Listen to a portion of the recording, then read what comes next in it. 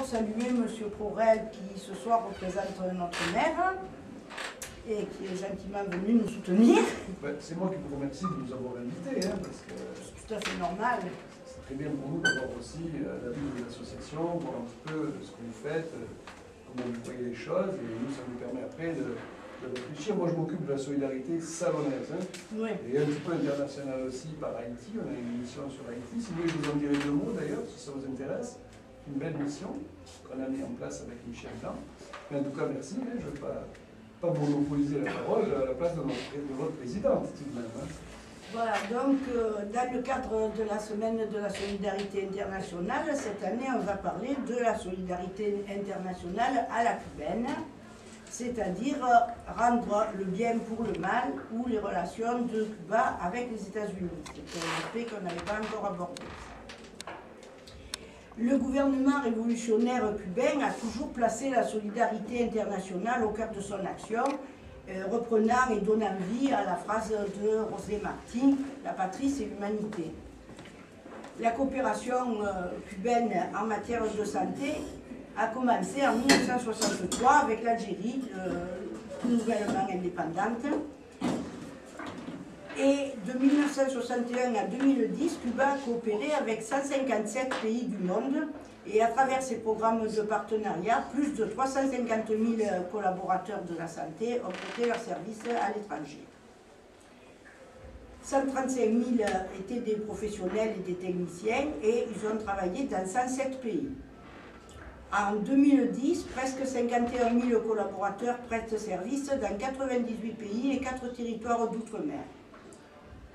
Sur ces 51 000 collaborateurs, 37 000 sont dans le secteur de la santé également. Alors on pourrait penser que les programmes médicaux cubains à l'étranger, et en règle générale la solidarité de Cuba, ne s'exerce qu'envers des pays amis, mais ce n'est pas du tout le cas. Et lorsqu'une catastrophe naturelle a lieu quelque part, les Cubains sont toujours les premiers sur place, sans regarder du tout s'ils ont des relations diplomatiques avec le pays concerné. C'est ça qui est intéressant, justement. Alors, il arrive que l'aide qu'ils proposent soit refusée, mais ils la proposent toujours. Alors, les relations de Cuba avec les États-Unis, ben, c'est quelque chose de très spécial. Longtemps, Cuba a été une néocolonie des États-Unis, et les États-Unis se sont engagés dans la guerre d'indépendance de Cuba contre les Espagnols, tout à la fin, comme ils savent très bien faire. Donc c'est eux qui sont rentrés les premiers dans Cuba, qui l'ont libéré, alors que les Cubains avaient déjà fait le travail. Et bon, ça leur a pas été pardonné. Alors, une fois installés, ils ont imposé un gouvernement à leur solde, à Cuba. Ils ont imposé aussi l'amendement Platt, qui leur permet d'intervenir militairement si le juge est nécessaire, c'est eux qui jugent. Et 3 bases navales, dont il reste une seule actuellement, la base de Guantanamo, une survivance de cette période-là. Donc, ils ont aussi soutenu Fulgencio Batista, le dernier dictateur de l'île. D'ailleurs, ils avaient soutenu le précédent également. Et le problème de Cuba envers les États-Unis, c'est de faire respecter sa souveraineté et son indépendance. Ça ne va pas sans mal. Donc, au triomphe de la Révolution, le gouvernement nouvellement en place n'avait pas du tout l'intention de rompre ses relations avec les États-Unis. Même pas de ne plus commercer avec eux. C'était pas du tout à l'ordre du jour. Seulement, ce qu'ils voulaient, c'était que les États-Unis leur paient le sucre le juste prix. Et là, ils n'ont pas été d'accord. Donc, les États-Unis ont rapidement diminué leur quota de sucre. De toute façon, ils avaient toujours considéré Cuba comme leur arrière-cour, donc pour eux, le sucre cubain était à eux. Et tout de suite, ils ont mis en place des plans pour déstabiliser Cuba. Alors, je ne vais pas vous citer tous les plans que les États-Unis ont mis en œuvre pour déstabiliser Cuba. Je vous épargne ça parce qu'il y en aurait pour 6 mois. Mais je vais juste en citer quelques-uns. Alors, dès 1959, il y a des attentats terroristes contre Cuba ou contre les intérêts cubains à l'étranger, des avions qui lâchent des bombes ou qui arrosent les cultures au-dessus de Cuba avec des produits destinés à les détruire. Tous ces avions viennent des États-Unis. Le 17 mars 1960 est mis en place un programme d'action secrète contre le régime de Castro, c'est son nom, le nom de ce programme, avec la création d'une opposition organisée hors de Cuba, évidemment en se servant des exilés cubains, et une forte offensive de propagande destinée à saper les soutiens du régime cubain, en quelque sorte. Et on introduit aussi, bien sûr, à Cuba une force clandestine pour organiser la subversion et l'insurrection dans les zones montagneuses. Hors de Cuba, on crée une force paramilitaire composée d'exilés et entraînée pour être infiltrée dans le pays afin d'organiser et de diriger l'insurrection dans les montagnes et l'action clandestine dans les villes. Tout avait été prévu. Le 3 juillet 1960, réduction des importations états-uniennes de sucre cubain. Août 1960, exclusion de Cuba de l'Organisation des États américains sous la pression des États-Unis.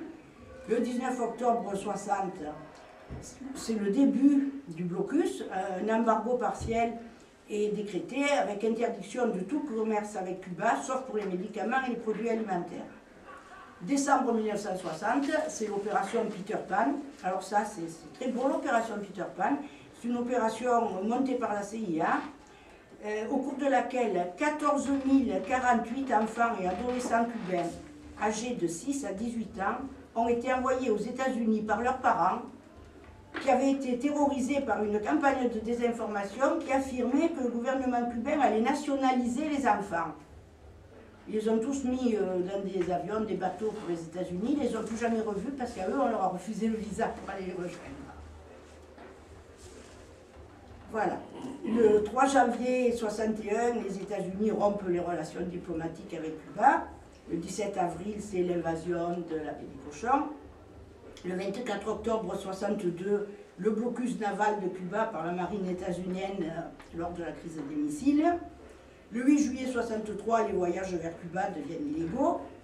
En 1966, c'est la loi d'ajustement cubain qui accorde à tous les Cubains arrivés illégalement aux États-Unis une carte de séjour, du travail et tout ce qu'il faut, alors que dans le même temps, on refuse aux Cubains qui veulent émigrer légalement le visa pour le faire. Le 6 octobre 1976, Luis Posada Cariles, qui vit tranquillement à Miami, protégé par le gouvernement états-unien, organise l'explosion en plein vol d'un avion de la Cubana de Aviación. Il y a 73 morts, dont l'intégralité de l'équipe junior d'escrime qui venait de gagner les Jeux panaméricains. Le 9 août 1976, au cours de l'opération Condor, alors donc ça c'est une opération qui touchait l'ensemble de l'Amérique latine, Crescencio Galeana Hernandez est enlevé en compagnie de son compatriote Jesus Serras Arias, donc c'est deux diplomates cubains, alors qu'ils quittaient l'ambassade de Cuba en Argentine. Alors ils sont enlevés, ils transiteront par le centre de torture Orleti, où ils seront interrogés par les services argentins et chiliens, avec la bénédiction du FBI et de la CIA, naturellement. Et ils ont disparu depuis ce moment-là. On vient tout juste de retrouver le corps du premier d'entre eux. Alors son corps a été retrouvé dans 3 vieux barils métalliques à demi enterrés. Son corps avait été recouvert de chaux et de béton pour qu'il ne soit ni retrouvé ni identifié. Le 4 octobre 1983, Ronald Reagan signe le décret de création de Radio Marti, qui est une station de radio contre-révolutionnaire qui est basée à Miami et qui émet dans l'espace radiophonique cubain, à destination de Cuba.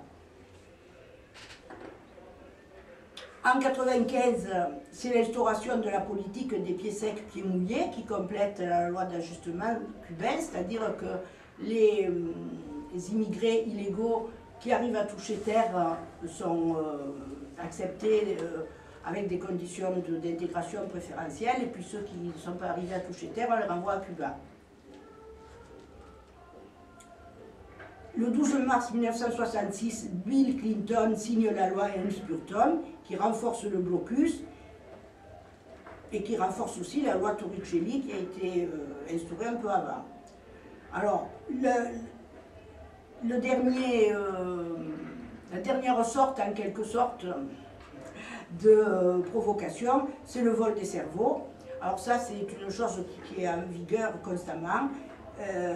Bush avait imaginé un plan pour attirer les médecins cubains et les sportifs de haut niveau. Ce plan est toujours en vigueur. Chaque fois qu'il y a une équipe cubaine qui se déplace à l'étranger, elle est harcelée par des propositions pour venir s'installer aux États-Unis et devenir professionnels.